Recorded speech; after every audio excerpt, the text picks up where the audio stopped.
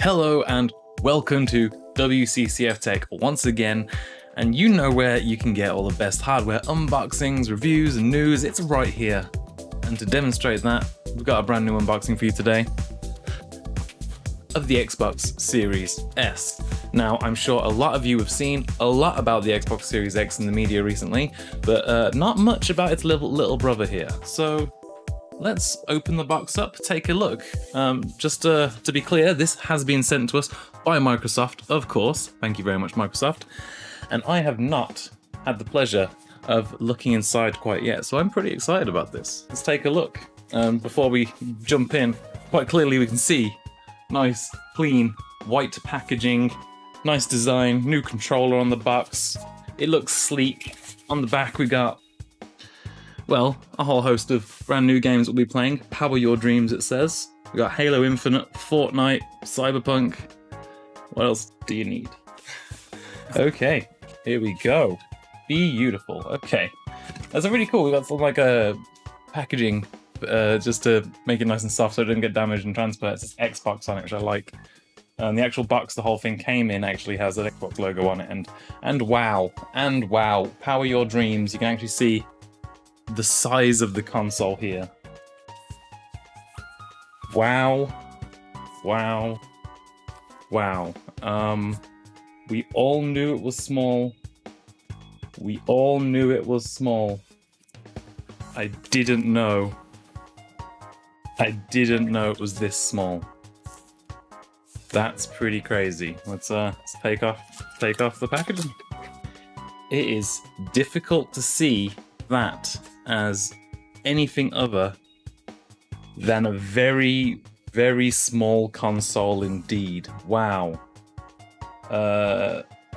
Obviously you see the pictures online, you see the video comparisons and stuff, but it's really hard to picture what sort of size difference you're looking at. But that's like,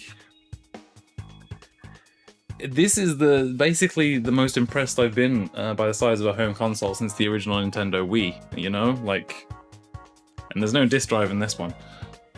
Yeah, wow.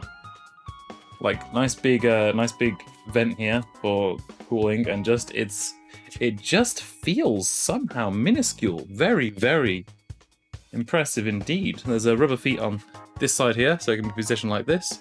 Rubber feet on the bottom, so it can be positioned like this. I'm not sure where I'm going to be positioning it in my media center right now, but we will figure that out as the time comes. But that is very, very impressive. Certainly the nicest main piece of the pie. Let's have a quick look. What else is in the box? Nothing. Oh no, wait, not quite nothing. We have it's positioned like a door hanger for some reason, but there is a getting started guide. Please plug in the controller and plug in your console. Yeah, that's expected. Pop it open here. Okay, and here's where we're actually going to find our cables. What else do you expect? There's a really nice, chunky, firm HDMI cable. Big fan of that. Can't complain. Love those. And it's a power cable. It's a basic 2-prong power cable. UK. What else can you expect? And of course, in the other side of the box, we have one of the brand new Xbox Series controllers in white. And first impressions, that does fit in the hand very nicely. Just that does fit in the hand very nicely indeed. If you were to ask me, first impressions of the shoulder buttons, a little bit clicky. I've got RTX voice on, so I actually have no idea if you're going to be able to hear that. And the D-pad. Okay, you know what? I could probably do a couple of Shoryuken motions on there. I could probably work with that. That's not too bad. And you gotta love the USB-C charge port. And if we were to take a random guess here, I believe this is a battery powered. Yeah, battery powered. So you're gonna need to get your adapters in or your rechargeable battery packs. I do have some rechargeable batteries, but luckily the console comes with a couple of AA's, so not too much of a concern there. Well, there is instruction manuals. Yes, warranty information, etc. We know. We don't need to see it. You'd expect it. And that is actually all that's in the box. Like, there's a lot of cardboard to hold everything in there, but that is pretty much everything that is in the box. Power your dreams, my friends. What you get in the box, quite simply, is the Xbox Series S console itself. Cute, very cute. You have the Xbox Series S controller. I really like the white, however, I'm terrified that this is gonna like get fingerprinted and gross and disgusting in a matter of seconds. We shall see. It looks very nice though. And the box in general is very nice. Like, this is it. This is it. This is your meat and potatoes right here. This is the Xbox Series experience. And if you are going for the budget Xbox Series experience this year, here you are. This is what you're getting. And very soon on WCCF Tech right here on the channel, you'll be seeing all sorts of gameplay, playing different games, you're having different experiences. And if you have something specific you'd like to see, such as backwards compatibility or how new games perform, please do let me know in the comments below, and I will endeavor to do what I can for you. Thank you very much for watching. So I have had the Series S in my hands now for several days, and I wanted to add to my unboxing video just a little bit regarding my thoughts on the design and aesthetics of the console. First of all, I'd like to say the same thing that I believe I said in my unboxing video, and that's I have not been this impressed with the size of a console since the original Nintendo Wii. In terms of size, in terms of presentation, it really does look petite and cute. I have to admit, I really like the aesthetics of it.